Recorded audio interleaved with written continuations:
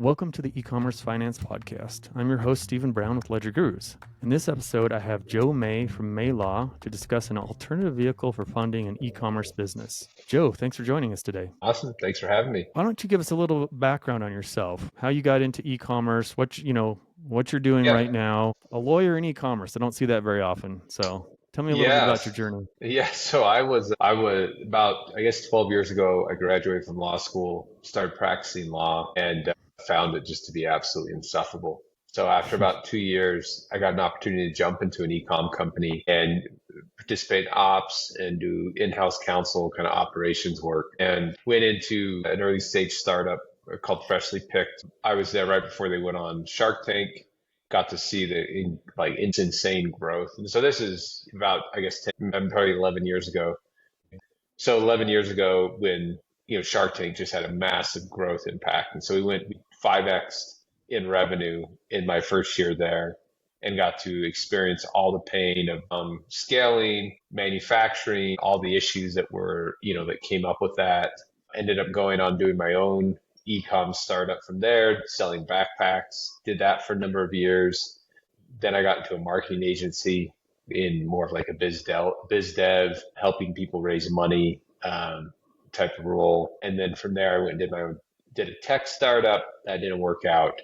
And then it kind of got to the end, started looking around and started a law firm focused primarily on capital transactions, because the last 5 or 6 years before I did this was all involved in raising money, helping other people raise money. So really taking that and pivoting that into a law firm has been what I've been doing the last year or so. So 11 years ago in e-commerce, that was like a whole different era. It was insane. We would post on the founder would get the Kardashians to post these little leather moccasins on their babies, and we do $70,000 in business the next day.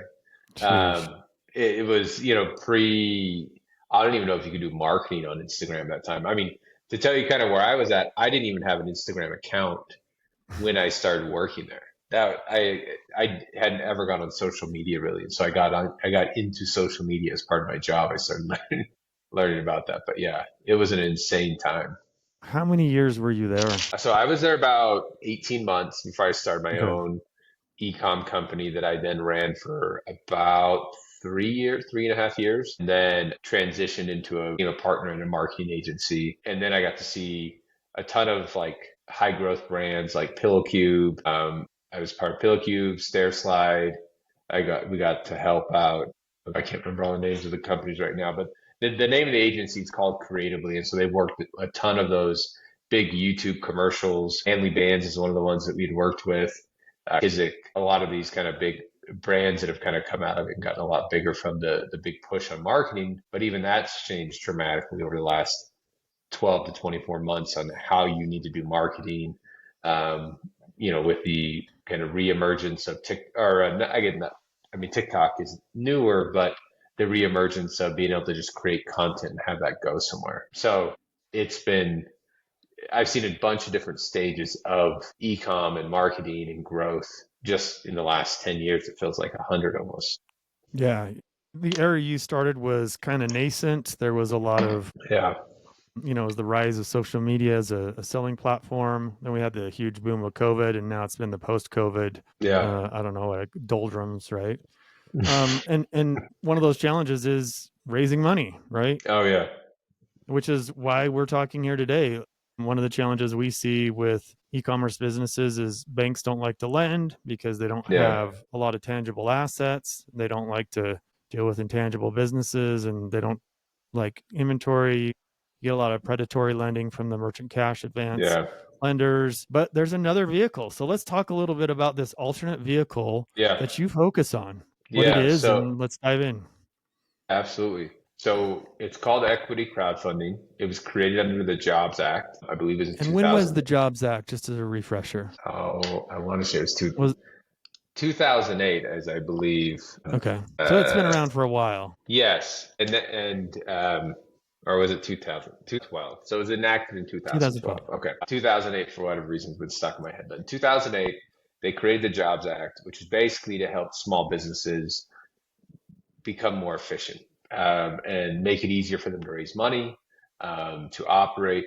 And one of the things it created was at the time you could go out and raise money from non-accredited investors. And I think the max then was like 1.2 million or 1.8 million that you could raise. And it's now at 5, but there's some different things that need to actually happen to be able to raise 5. But you can essentially raise up to $1.2 million with unaudited tax or unaudited financials and from unaccredited investors. Now, most of the people listening to this have probably tried to raise money or at least have some kind of rudimentary idea of what an accredited versus unaccredited investor is. Let's And just basically, dive in just in case. Like, what is an yeah. accredited investor? So an accredited investor is basically someone who has over $1 million in assets, excluding their house, or they're making like over $300,000 a year. Now there's like a married, single, but it's like people with enough money to write a sizable check into your company is basically what an accredited investor is. An unaccredited investor, or kind of main street investors, they call it, is somebody who is making less than, I think the cutoff this year is like 300,000. So they're making less than like 300,000, and they have less assets than $1 million. And so these are individuals that can write pretty good sized checks. Well, there's a wide variety of them, because you have people kind of on the low end who can maybe only write like $100 check, and then you have people who might be able to write a $10,000 check. So there's a wide variety, and there's even regulations on how much you can take from people depending on how much they're making. But that should all be done by one of these platforms you could use to help you figure out how much you can collect. But so an unaccredited investor, Main Street investor, is somebody that might have a lot of cash, but maybe they don't have $1 million in assets, or they're not making quite enough money a year to be considered an accredited investor. Gotcha. Okay, so the getting back to equity crowdfunding, this came about as a vehicle for small businesses to raise money outside of accredited investors. Let's keep diving in. Tell us more. Yeah. So essentially, it allows you to raise money from them. And there's a bunch of different ways you can do it. You don't just have to give up equity. You can do it as a debt vehicle, that you could actually use it to replace your MCA. I know as an e-com owner, I dealt with MCAs. I'm still dealing with them. I'm actually being sued by one personally they got me like 6 months before the statute of limitations, right? They actually filed their lawsuit. So I'm still dealing with that. But it's something that basically you can lower the cost of your capital. And it's pretty innovative in what you can do, because you have these people that are already buying your products. You have their email, you have their address, you might even have their phone number, and you can put together an email campaign where you go out and you get people to commit. Hey, I'll give you a couple $100.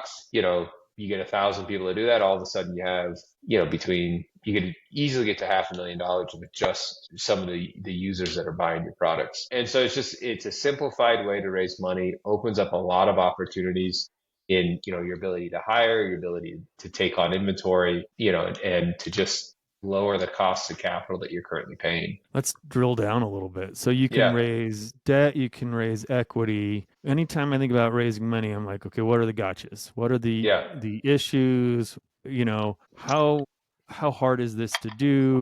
What do you have to do from maybe let's kind of start with like some of the compliance things that you need to do, because this seems like it could be easily abused if not executed properly. So I'm sure there's some rules about how it's done. Absolutely. So it's really well done by SEC and FINRA, are the two agencies that manage it, and they've kept the process relatively simple. So there's platforms that have to be approved by the SEC and FINRA, and they're out there, the big ones like Start Engine, WeFunder, Dealmaker. I mean, if you Google equity crowdfunding, 10 or so will pop up that you can use. And essentially you go to one of those platforms, you present, hey, I want to raise money. This is who we are as a company. They might ask to look at your financials, depending on the platform.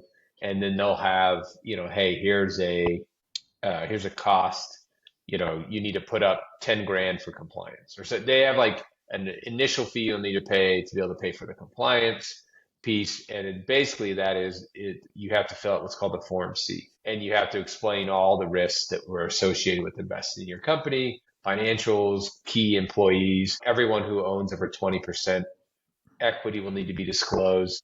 And so you have to make this public disclosure of your company. And basically what that is used for is when someone's going to decide whether or not to invest, they can review your company. What are the financials? What's your growth? What's your growth rate over year, and et cetera. And so there's a real, you do have to kind of, open your dress for, lack of a better way to say it. You have to show people what's going on. You show them your profit margin, but that, it's not as hard as it sounds. And it really depends on what levels you're going to go for. Because if you're raising below 1 million, you don't have to show audited financials. If you go above 1.2 million, you need to have audited financials. And then there's some other requirements you'll need to do. But you can actually raise that first 1.2 million tranche, use some of that money to go get the audited financials, and then keep running the campaign.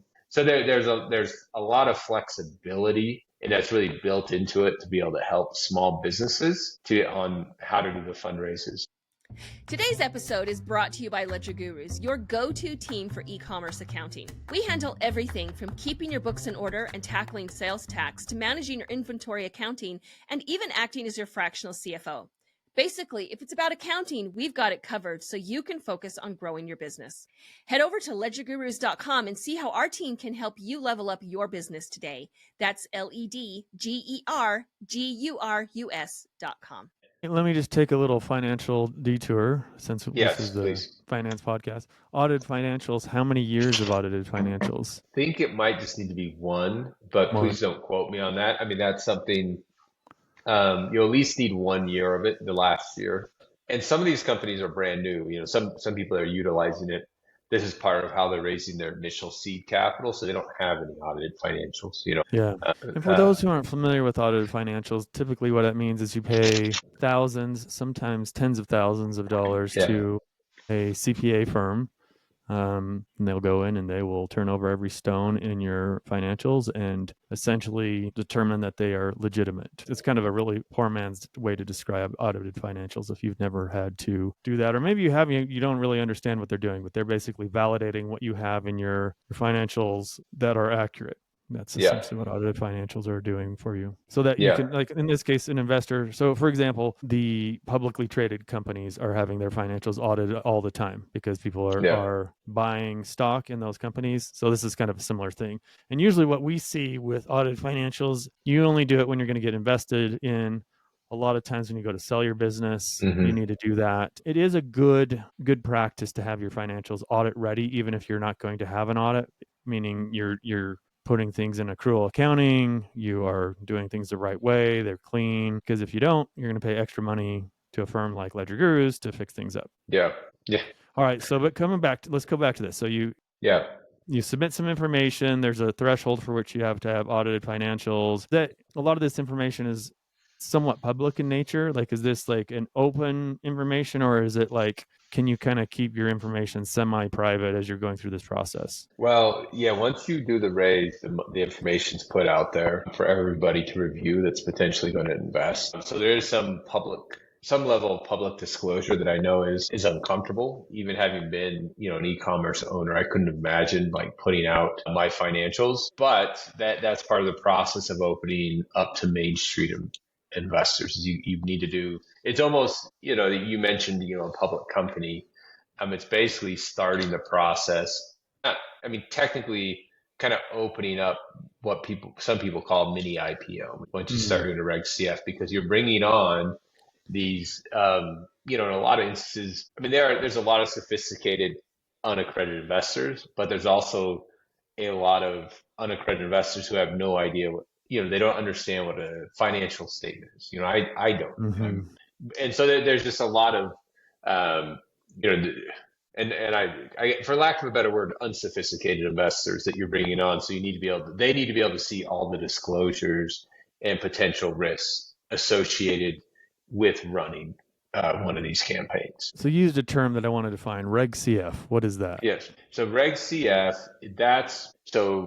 under the Jobs Act, it created Reg CF, which is Reg CF is an equity crowdfunding. That's where the vehicle exists, is under the regulation CF that was made by the SEC. And so, yes, thanks for catching that. I get kind of caught up in these terms all day long using them and don't slow down to explain more. When a lot of times when you're raising equity, you are giving up voting rights. Like, how does it work in an equity crowdfunding? Like, do you have, let's say you go raise and you have 500 investors, are they able to make decisions around your business, or how does that work? Yeah, so the SEC within the last couple of years, well, I think maybe it was 5, 6 years ago, because it used to be that those 500 investors would go directly onto your cap table. And yes, they needed to have common voting rights, whatever they needed. Basically, I haven't seen an equity crowdfunding where somebody gave up more than 20% of their company. So as far as like voting rights, you're not exactly giving up control of your company. Now, if you had 10 of you that each own 10%, you could in theory give up ownership to this equity crowdfunding where they could kind of control the company. Now, what has happened in the last couple of years is the SEC is allowed to create what's called an SPV, which I'll define that before I go. An SPV is essentially, it's called a special purpose vehicle. It is an LLC that people use. People will create these to raise money to invest in specific projects. It's very common for a venture capital firm or a private equity firm when they're doing to create an SPV to invest in alongside them or to do a follow-on fundraise.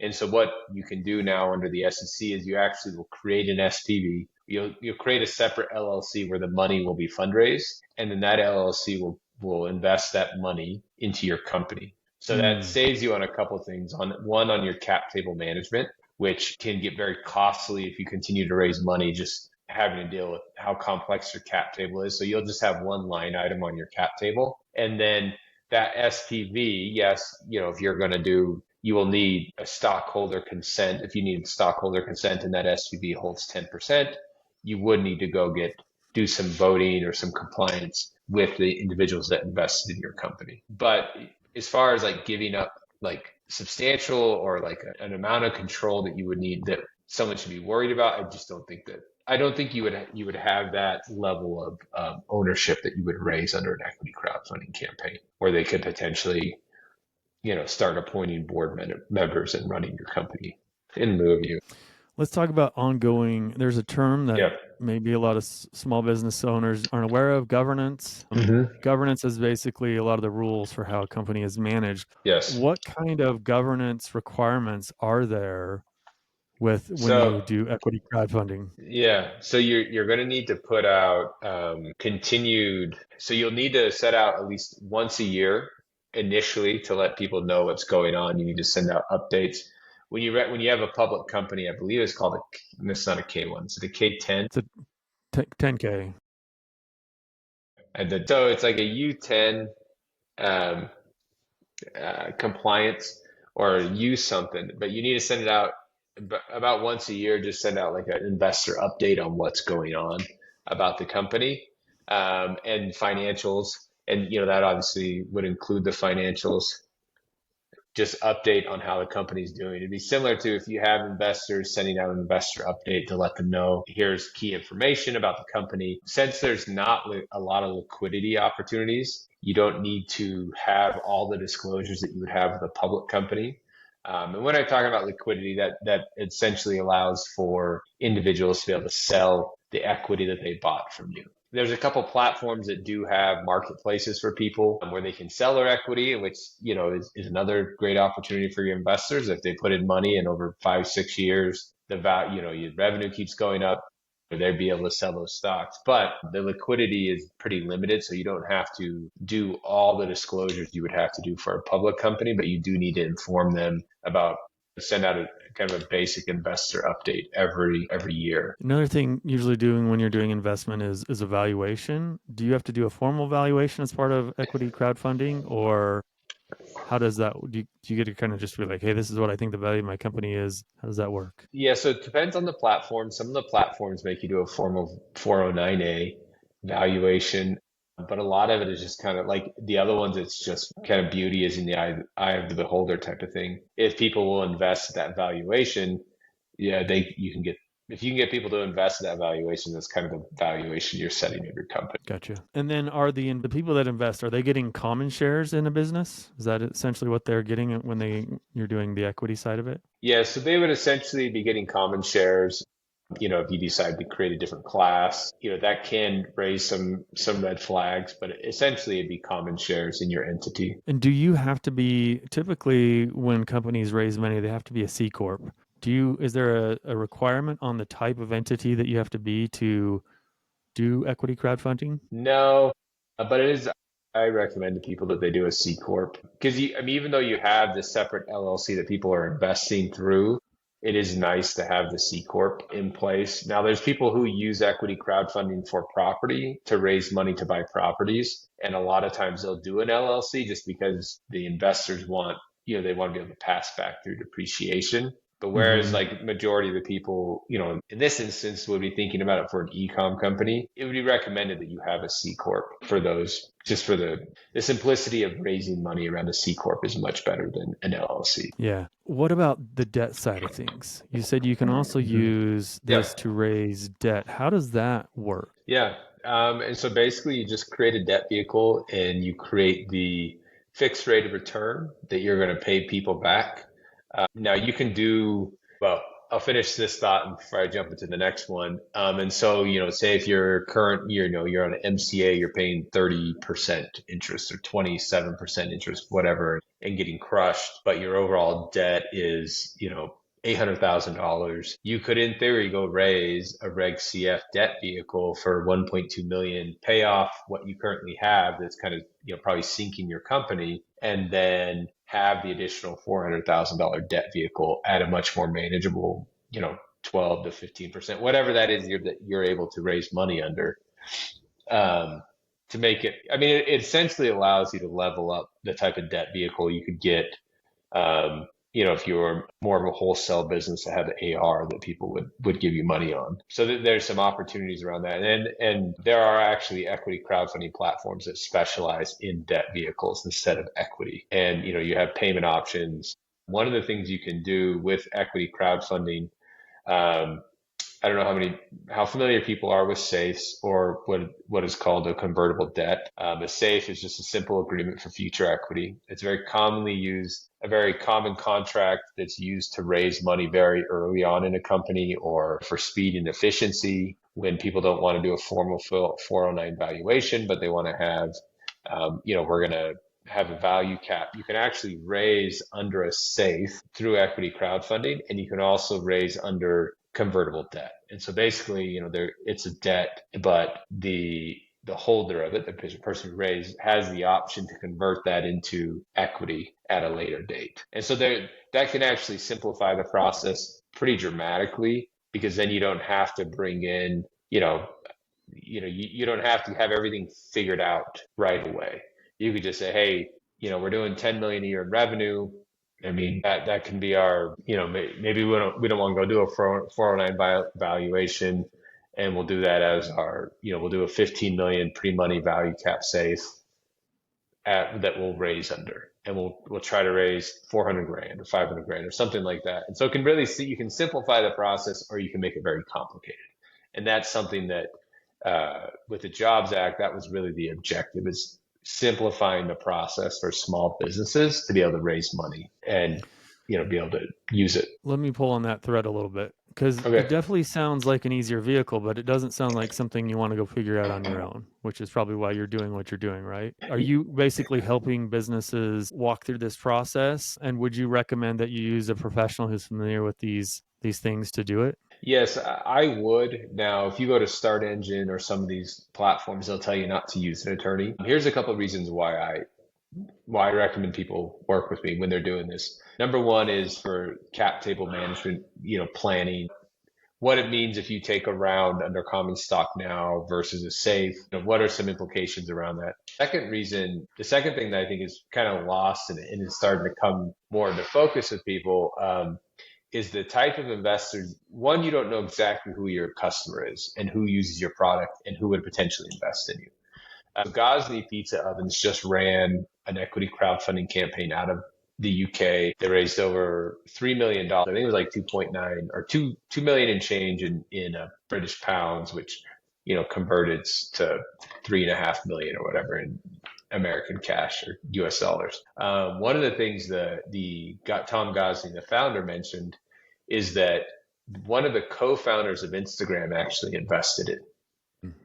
And what I recommend that people do is, set up the equity crowdfunding. The Form C, that's not a heavy lift for an attorney to put together a Form C. It's just you have to really, an entrepreneur can do that. It's just you have to fill out the information, risk disclosures, that type of stuff. Most people can do that on their own. What I actually recommend is that they also do a 506c raise. And sorry to throw in another SEC kind of term there, but a 506c raise is basically allows you to raise money from accredited investors publicly. So you can, if you're doing there's two types of fundraisers. There's what's called a 506b and a 506c. 506b is only people you know. 6c you can talk about publicly. And so what's going to happen is you're going to get out and you're going to start fundraising, and you're going to have people show up that are accredited investors that have the ability to write a bigger check, love your product, might want to, might be able to see the vision along with you and want to participate in the upside. I recommend to people they have a 506c fundraise set up alongside their Reg CF fundraise so that they can redirect those people into a 506c. And that can open you up to getting a bigger check. It also helps not only on the current fundraising round, but in subsequent, if you need to raise money subsequently in different fundraising rounds, now you have access to additional potential investors who can write bigger checks. And so that's where kind of when I work with people, I do recommend they at least go, have a conversation. Let's go through your Form C. Let's think more holistically about your company. What are you trying to achieve? Are you trying to have an exit in 5 years? How does this play? How does that work with what you're currently doing? But also I recommend that people set up a 506c fundraise, because if you can go out and raise $1 million from your users, that's amazing. But why not also go out and do a bunch of accredited investors and say, hey, we were able to raise $1 million from our people who buy our product. Would you like to invest alongside us, alongside those investors? And you can give them different preferences, not preferential treatment, not better terms, but they can get preferred shares as part of that. So there's a way to incentivize accredited investors to write bigger checks. They can have a huge impact on your company. So that's why awesome. I recommend that people come and talk to me. It's because I can set them up on that and help guide them through that process. So let's just we've talked about some of the things you got to do. Let's talk about some of the costs. I mentioned what audited financials, in our experience, audited financials range from thousands to tens of thousands. Although if you're a really simple early stage business, it won't be too bad. Yeah. The bigger issue I see from audited financials is, are your financials in good shape? A lot of times what we see is they're not, and then they have to work with somebody like us, and doing a cleanup can be thousands of dollars, and maintaining good financials, investment ready financials. If you're thinking it's going to be hundreds of dollars a month for your business, unless you're super small, you're probably misguided. Usually our engagements are usually thousands a month because we are doing audit ready financials. How much these platforms, how much do they typically take as part of the process? So it depends on the platform. Some of them are more heavily weighted on how much you raise. And so they might take between 8 and 15% on your fundraise. Some of them have like an initial upfront cost of $10,000, and that will be more inclusive, and they'll help you with fill out your Form C and get everything ready, and then they might charge a little bit less on the back end. So it's not cheap to do, but it opens up your opportunity to get to capital that solve a lot of problems that you wouldn't have had access to otherwise. And then if somebody wanted to work with an attorney like you who specializes in this, there's probably more cost up front getting it going. I'm assuming, do you support the annual filing as well? Yeah, I mean, we do. We have kind of a template that we help them with. I mean, it's something that, we can help them review it, but it's not as heavy of a lift as it sounds as far as compliance that you would expect. I mentioned the difference between like an IPO or a public company versus someone who's gone to Reg CF, but yes, we do support them with that. So the initial fundraise is where more of the cost would be. What's a Yeah. ballpark? I know this is always hard. People say, how much do we cost? I'm like, well, there's a range, right? But Yeah. for us, it's anywhere from hundreds of dollars to thousands of dollars a Yeah. month. We've even done some large customers where they're paying over $10,000 a month. Yeah.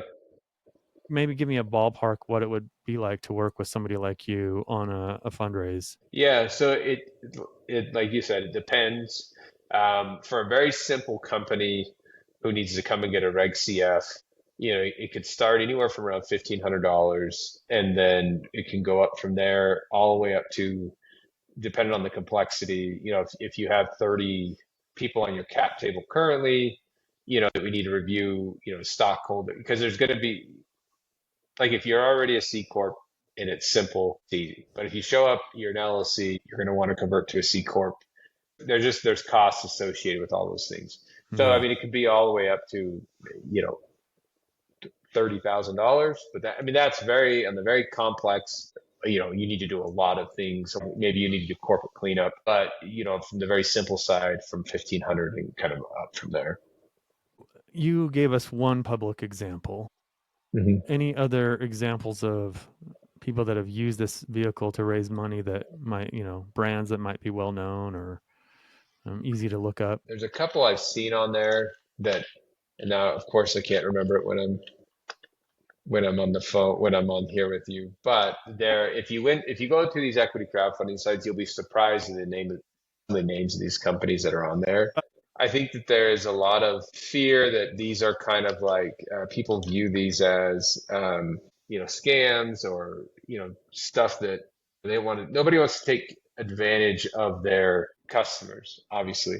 They want to provide value back to people, not only the products they're doing, but in if they were to come in and invest in their company. So, you got to be smart about it. Obviously, you don't want to overvalue, you don't want to overpromise, but there's a real opportunity. And I think this is something that's slowly been adopted by companies because, people want to control the destiny of their company. And where you're giving up a small enough equity that shouldn't impact your controls as far as, your control of your entity, it's a very unique opportunity where, for a lot of these e-com brands, that some of them have, hundreds of thousands of customers who bought their products over the years, who still use them, and so why not give these people an opportunity to participate in the upside of your company and solve some of the financial issues that you're dealing with as a company. All right. One last question. Why do you think that we're not seeing more e-commerce brands use this vehicle to raise money? I think there's a perception of fundraising. I was recently talking to a friend of mine,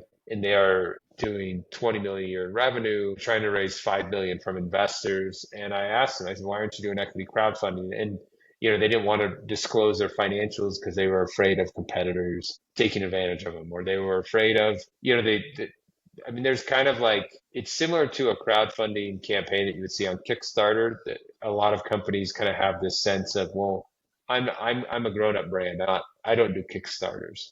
And I think there's kind of similar to, I'm a grown-up brand, I don't need to raise money through equity crowdfunding. And which I understand, there's like a certain maturity in a company and where you see how you fit into things. But I just think it's something that is so underutilized by companies, and one, because it's not widely used. Like, the adoption curve has been slow. It's slow. There's a nervousness of putting out all your financials. People actually buy your equity. I think those fears around it, but I think this is something that we're going to see over the next 5 to 10 years, even as fundraising for e-com brands specifically is really slowing down because of some of the big failures or lack of return that have happened in that space. There's going to be, people need to get creative. And this is an area where people can get creative, raise money from their users, and, allow those users to participate in the ride and get some upside beyond just buying one of their products. And from my perspective, I think awareness is a big issue. I was Yes. very vaguely familiar with this concept. I think most e-commerce business owners are familiar with crowdfunding. Yes. But I don't think they're familiar with equity crowdfunding. So I think part of the problem is just awareness, which is one of the reasons we're talking now, is to raise awareness on this vehicle. I actually have one more question. Okay. We've talked a lot about how it benefits the business. For the investor, let's say an equity investor, how do they get their money back? I'm assuming that the business Yeah. has to go through some sort of a liquidity event, which is a fancy term for there's got to be a sale of the business typically, or another investment of the business that will buy the shares of the investors. Is that the appropriate way to say how a retail investor is going to get their money back? Yeah, that's going to be the simplest way that they can do it. I mean, there's a world where somebody runs a Reg CF and then they follow it up with a Reg A, where they're actually able to provide people who own shares an opportunity to get liquidity. And a Reg A is just, it allows you to raise more money. You can raise it to 75 million instead of 5. There's obviously more compliance that goes into that than you see on the Reg CF. Yeah, essentially it needs to be a liquidity event, whether it's fundraising more money or you get sold or you go through an IPO, which would be, best case scenario. I mean, not best case scenario, but provide your stockholders an opportunity to sell their stock on a NASDAQ or a similar exchange. But there are, with that said, Start Engine and a couple of these platforms do have marketplace for people to sell their shares on a secondary. The marketplace Kind being of a considered a secondary market. Yeah. Yeah. So there is ways they can do it. If you have the shares, if you buy them, you have to hold them for 12 months before you can sell them. Once that 12 months is over, you can sell them. So there's marketplaces. Marketplaces, and then any other liquidity event that could come along with those. That's awesome. Are you personally invested in any of these companies? I have not. I was going to get into the Gosney one, but you had to live in the UK to be able to buy one. And so I did not, because as a user of my Gosney pizza oven, I was pretty excited about that, but they wouldn't let me in that one. Okay. Well, I'm going to start paying attention, seeing what's out there. This has been really awesome. I'm hopeful that we will be able to help brands that had no idea find a new vehicle. If somebody wanted to reconnect with you, what's the best way to do it? You can reach out to me on LinkedIn. I'm on there. Joe May. I make a lot of posts about pizza on there. Or you can reach out to me directly at May Law Group. My email is Joseph@May Law Group, and you reach out directly to me and love to talk to you about what we're doing. I don't have a lot of other social media going on for my law firm at this point, but you reach out to me through LinkedIn or directly through my email. Awesome. Well, thanks for joining us today, Joe, and look forward to seeing how we can help the industry learn and hopefully raise some additional capital using this incredible vehicle. Yeah, absolutely. Awesome. Thanks for having me on.